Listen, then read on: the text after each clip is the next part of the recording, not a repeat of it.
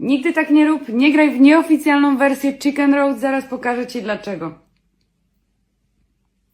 Spójrz tylko, to jest ta nieoficjalna wersja. Kliknijmy sobie w nią. I tak, stawiam tu sobie 42 zł, idziemy. Raz, dwa, trzy. Mój kurczak od razu spłonął, od razu przegrałam 42 zł. Zagrajmy sobie teraz w tą oficjalną. Spójrz tylko, inna grafika, inny interfejs i gramy. Raz, dwa, tutaj stawiam sobie tylko 5 zł. Zobacz na mój mnożnik, zobacz jak skacze mnożnik. 1600 zł, 4200, 6000 i 12 i wygrałam, jest! Jedyne co musisz zrobić to zainstalować jeszcze, wypłacam od razu kasę na moje konto. Jeszcze tylko Face ID, wypłata od razu pojawia się na moim koncie. Jedyne co musisz zrobić to zainstalować Chicken Road z tego linku, nie graj w fejki, fejkowa gra minus 42 zł, oficjalna wersja Chicken Road plus 12 000 na moim koncie, zainstaluj grę z tego linku i wygrywaj. मैंने ये new Creo beluga version 2 को जो वो try कर लिया। वैसे तो मैं इसको ट्राई नहीं करना चाहता था क्योंकि इससे लॉन्च हुए जो हो काफ़ी टाइम हो गया है। बट जब मैंने इसकी स्पेसिफिकेशन देखी तो मुझे लगा कि इसको जो वो ट्राई करना चाहिए क्योंकि ये हेडफोन कम प्राइस पे काफ़ी कुछ क्लेम करता है। लाइक इसमें आपको जो है 53 mm के लार्ज ग्रिफिन ड्राइवर मिल जाते हैं विद ड्यूल चैम्बर टेक्नोलॉजी। वैसे ड्यूल चैम्बर टेक्नोलॉजी जो है इस प्राइस में कोई नई बात नहीं है, काफ़ी सारे गेमिंग हेडफोन में मिल जाएगा। बट एक लार्ज 53 mm ड्राइवर, वो भी ग्रिफिन, जो इस प्राइस में डेफिनेटली रेयर है। शायद ही किसी और इस प्राइस के हेडफोन में आपको देखने को मिलेगा। मोस्टली 7000 से 15,000 रुपीज़ के हेडफोन में ये देखने को मिलता है। But as I always said कि ड्राइवर टाइप, ड्यूल चैम्बर, वो सब सेकेंडरी होता है। सबसे ज़रूरी होता है कि इसकी जो ट्यूनिंग है वो कैसी है। सो चलिए without wasting any time check करते हैं कि इसकी जो गेमिंग साउंड क्वालिटी है वो कैसी है। नॉर्मल गेम के अलावा एपीएस कॉम्पिटेटिव गेमिंग के लिए कितना आइडियल ऑप्शन है और इस प्राइस रेंज के जो दूसरे बेस्ट कॉम्पिटिटर है जो मैं ऑलरेडी ट्राई कर चुका हूँ उसके कंपेयर में ये कैसा है। So let's find out. Look wise वैसे तो अच्छा ही लगता है ये headphone. HyperX cloud similar look जो आपको इसका मिल जाता है। ऑफकोर्स बिल वैसी नहीं है, बिल में मुझे लगता है कि थोड़ा सा कॉम्प्रोमाइज यहाँ पे है। मे भी थोड़ी और बेटर बिल क्वालिटी जो है इसकी हो सकती थी। वैसे हेडबैंड जो मेटल का है, एल्यूमिनियम का है, तो ज़्यादा प्रॉब्लम ड्यूरेबिलिटी को लेकर नहीं आएगी। बट फिर भी काफ़ी जगह पे फिनिशिंग उतनी अच्छी नहीं है, वो ड्यूरेबिलिटी वाली फील जो है इसमें नहीं दिख रही। बट ठीक है, प्राइस कम है तो ज़्यादा कुछ हम कह नहीं सकते। वैसे इस प्राइस रेंज के जो ज़्यादातर हेडफोन है उनकी कहानी कुछ वैसी ही है। एंड डोंट वरी, बहुत ख़राब बिल भी नहीं है। मेरा तो काम है रिव्यू करना, तो मैं तो कहूँगा ही एवरेज बिल कह सकते हो। एंड इंप्रेशन इसका अच्छा है, सिंपल है, no branding, no RGB light, clean simple look है जो अच्छा लगता है। केबल की क्वालिटी काफ़ी अच्छी है, ब्रीडेड केबल है, काफ़ी हद तक जो वो टेंगल फ्री है। बाकी कंफर्ट अच्छा है इसका। एयर कप वैसे ज़्यादा रोटेटेबल नहीं है, बट हेडबैंड फ्लेक्सिबल है तो ज़्यादा प्रॉब्लम नहीं आएगी। वैसे हेडफोन काफ़ी लाइट वेट है तो ये भी रीज़न है कि ये कंफर्टेबल है। बट ऑफकोर्स मेन रीज़न है ये कूलिंग जेल एयरपैड्स काफ़ी बिग साइज़ के हैं, प्लस काफ़ी सॉफ्ट है तो एयर पे प्रेशर बिल्कुल भी नहीं आता है। एंड ये इंडियन वेदर के लिए जो है बेस्ट है क्योंकि मटेरियल ये जो वाला जो होता है स्वेटिंग में प्रॉब्लम नहीं देता, तो कंफर्ट वाइज जो है ये अच्छा है। मैं 3 आवर्स प्लस इसको जो है कंटिन्यूस यूज़ कर चुका हूँ। नो हीट, नो प्रेशर, मुझे काफ़ी कंफर्टेबल लगा। Even small, medium, big size head, कोई भी हेड साइज़ हो आपकी, आपको कंफर्ट को लेकर इसमें प्रॉब्लम वैसे नहीं आएगी। वैसे मैं अभी जो है बताना भूल जाता कि इसके जो ये big size cooling gel pad है उसके 2 बेनिफिट इस हेडफोन को जो वो मिलते हैं। पहला तो एक तो नॉइस आइसोलेशन काफ़ी अच्छा हो गया है इस हेडफोन का, और बाहर का बहुत कम नॉइस जो है अंदर सुनाई देता है। एंड दूसरा, एक प्रॉपर एयर सेल फिटिंग मिल जाती है तो बेस रिस्पॉन्स इसमें लीक नहीं होता है, तो ऑडियो में इसका बेनिफिट डेफिनेटली मिलता है। माइक्रोफोन इसमें फ्लिप टू म्यूट है, of course is better than physical button. Control के लिए सिर्फ आपके पास यहाँ पे वॉल्यूम व्हील है। अगर माइक्रोफोन की क्वालिटी की हम बात करें तो अभी मैं ये ऑडियो जो है इसके माइक्रोफोन से ही जो रिकॉर्ड कर रहा हूँ। वॉइस तो नेचुरल एंड क्लियर जो है ये कैच करता है, उसमें कोई भी प्रॉब्लम नहीं है।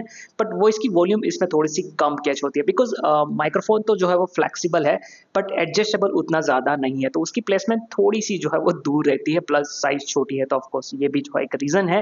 एंड साथ में यहाँ पे जो मैं कीबोर्ड उसका यूज़ कर रहा हूँ मेरा, सो आप उसकी भी आवाज़ थोड़ी बहुत आपको आ रही होगी, बट ये ठीक है, इतना तो जो है वो रहेगा। तो ओवरऑल माइक्रोफोन बहुत अच्छा है, इसमें नहीं कह सकता। डेफिनेटली इस प्राइस रेंज में हाइपर एक्स रेजर के हेडफोन्स है, उसमें डेफिनेटली इससे थोड़ा सा बेटर माइक मिलता है। बट अगेन ये क्वालिटी भी जो है वो एक्सेप्टेबल है। इन गेम या फिर डिस्कॉर्ड में यूज़ किया है मैंने, एंड टीममेट को कोई प्रॉब्लम जो है आपको सुनने में नहीं आती है। Now let's talk about the sound quality. So मैंने इसको PUBG, PC, CSGO and mobile में BGMI में जो है इसको टेस्ट किया है। इसके अलावा ऑफकोर्स मैंने मूवी एंड म्यूजिक में भी जो है इसको टेस्ट किया है। एंड साथ में मैं इसको जो है अपने खुद के सॉफ्टवेयर गीकमैन ऑडियो लैब पे जो है इसको टेस्ट कर चुका हूँ, जिसमें 30+ different headphone IM earbud testing steps होते हैं। गेमिंग के अलावा कॉम्पिटिटिव गेमिंग के लिए डेडिकेटेड टेस्ट है, प्रीसेट इक्वलाइजर ट्यूनिंग मोड भी है।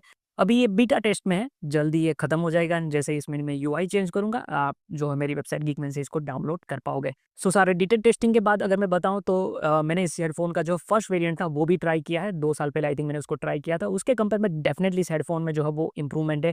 ट्यूनिंग में इम्प्रूवमेंट ज़्यादा नहीं है, बट हाँ, ड्यूल चैम्बर और ग्रिफिन ड्राइवर की वजह से जो है ज़्यादा इम्प्रूवमेंट फ़ील हो जाती है एंड ऑफ कोर्स और लार्ज 53 ड्राइवर साइज़ है, तो उसका भी थोड़ा-सा जो है कंट्रीब्यूशन है।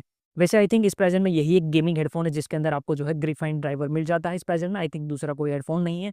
हाइपरएक्स स्टिंगर 2 को या फिर razor Black Shark version 2X या फिर एक्सा E900 प्रो, तो उसमें आपको पेड या फिर माइलर ड्राइवर मिलता है, ग्रिफिन ड्राइवर जो है वो नहीं मिलता। अब ग्रिफिन ड्राइवर का जो है फ़ायदा एक तो ये होता है कि एक तो ये काफ़ी स्ट्रॉन्ग होता है, तो हाई बेस पे फ्लेक्स बिल्कुल भी नहीं करता, तो डिस्टॉर्शन ऑडियो में कम आता है। मोस्टली हाई बेस ऑडियो में आपको इसका फ़र्क दिखेगा। उसके अलावा लाइट वेट होता है तो काफ़ी फ़ास्ट रिस्पॉन्स देता है, तो साउंड थोड़ा-सा आपको जो है क्रिस्प लगता है। उसके अलावा कम पावर पे ज़्यादा एयर पुश करता है, तो थोड़ा क्लीन साउंड जो है ये ऑफ़र करता है। वैसे मुझे डाउट है कि एक्चुअल में इसमें ट्रू ग्रेफाइन ड्राइवर है या नहीं, बिकॉज़ थोड़ा-सा डिस्टॉर्शन तो ऑडियो में है। बट एनीवे प्राइस कम है तो ऑफ कोर्स ड्राइवर क्वालिटी में फ़र्क होगा, 19-20 का फ़र्क तो जो वो आएगा ही। बाकी ओवरऑल एक वी शेप ट्यूनिंग है, इसकी बेस पे ज़्यादा फ़ोकस है, but thanks to dual chamber and tuning bass mid में जो है बिल्कुल भी मिक्स नहीं होता है, जो एज़ अ गेमिंग हेडफ़ोन अच्छा साइन है। सो गेमिंग में अगर कॉम्प्लेक्स सिचुएशन हो रही है जहाँ पे ग्रेनेड ब्लास्ट हो रहा है, साथ ही में व्हीकल अप्रोच अगर एक साथ हो रहा है, तब भी आपको फुटस्टेप जो है ईज़िली डायरेक्शन के साथ सुनाई देते हैं, तो ये अच्छा है। बाकी लो बेस में डिटेल थोड़ी-सी कम है, पर ठीक है। मिड बेस थोड़ा-सा एलिवेटेड है, बेस वार्म एंड पंची लगता है, अपर मिड काफ़ी क्लियर है, जो गेमिंग हेडफ़ोन में होना चाहिए, बिकॉज़ फुटस्टेप वहीं पे जो हो सुनाई देते हैं, तो वो जितना क्लियर, वाइड और डिटेल हो, उतना अच्छा है एंड इसमें जो है इस हेडफ़ोन में वो डिसेंट है। ट्रबल थोड़ा कहीं पे शार्प फ़ील करता है, बट बहुत ज़्यादा फैटिग फ़ील जो वो नहीं करवाता। अगर गेमिंग के हिसाब से अगर मैं बताऊँ तो पबजी, पीसी, सीएसगो, बीजीएमआई में आपको फुटस्टेप डायरेक्शन, व्हीकल और बुलेट फायर डायरेक्शन ईज़िली इसमें सुनाई देते हैं। तो डायरेक्शनल साउंड इसमें अच्छा है, सेपरेशन अच्छा है, ड्यूल चैम्बर एक्चुअली यहाँ पे काम आता है एंड जैसा मैंने कहा था कि कॉम्प्लेक्स सिचुएशन में भी फुटस्टेप आपको इसमें ईज़िली सुनाई देते हैं। लेकिन एक चीज़ है, जैसा कि मैंने कहा था कि ट्रबल इसमें थोड़ा-सा शार्प है एंड वैलोरेंट की जो ट्यूनिंग है वो वैसे भी थोड़ी-सी शार्प है, तो उसमें आपको थोड़ा-सा ये अनकंफर्टेबल लगेगा। बट ये प्रॉब्लम आप इक्वलाइज़र से जो वो सोल्व कर सकते हो।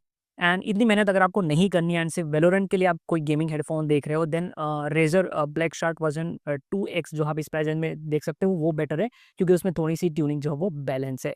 बाकी दूसरे गेम्स के लिए इसकी ट्यूनिंग जो है वो अच्छी है, इवन मूवी म्यूज़िक के लिए भी ये ठीक है। लोअर मिड में डिटेल कम है, थोड़ा-सा वोकल में है जो वो क्लैरिटी नहीं है, बट ये एक गेमिंग हेडफ़ोन है and as a budget gaming headphone plus music headphone ये ठीक है।